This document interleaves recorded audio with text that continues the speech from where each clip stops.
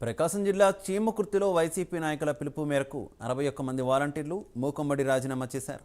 Chimakurthi మున్సిపాలిటీలోని YCP కార్యాలయంలో వాలంటీర్లకు meeting ఏర్పాటు చేసి రాజీనామాలు ఇచ్చి ఈ 20 రోజులు వైసీపీ పార్టీకి పనిచేస్తే దానికి తగ్గ ఫలితం మీకు ఉంటుందని నాయకులు చెప్పడంతో చీమకుర్తి వైసీపీ నాయకులు ప్రస్తుత వైసీపీ అభ్యర్థి మేరుగ నాగార్జున అనంతరం వాలంటీర్ల నాయకులతో కలిసి ర్యాలీగా వెళ్లి మున్సిపల్ కమిషనర్కు 61 మంది వాలంటీర్లు రాజీనామా పత్రాలను అందజేశారు. నా పేరు కోటి రమేష్ రెడ్డి. నేను ప్రకాశం జిల్లా చేమకుర్తి మండలం చేమకుర్తి మున్సిపాలిటీలో వాలంటీర్గా గత 4.5 సంవత్సరాల పైగా వర్క్ చేస్తున్నాను.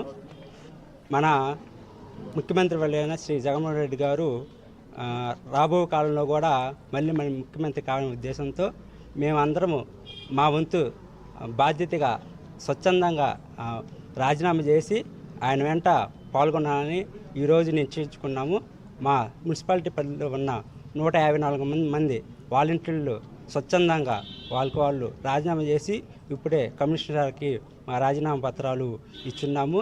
దీనికి ప్రధాన కారణం ప్రతిపక్ష పార్టీ వాళ్ళే.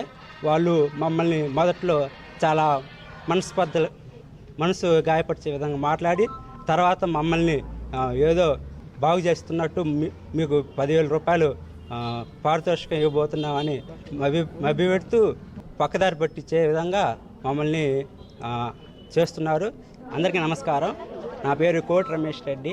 నేను ప్రకాశం జిల్లా చేమకుర్తి మండలం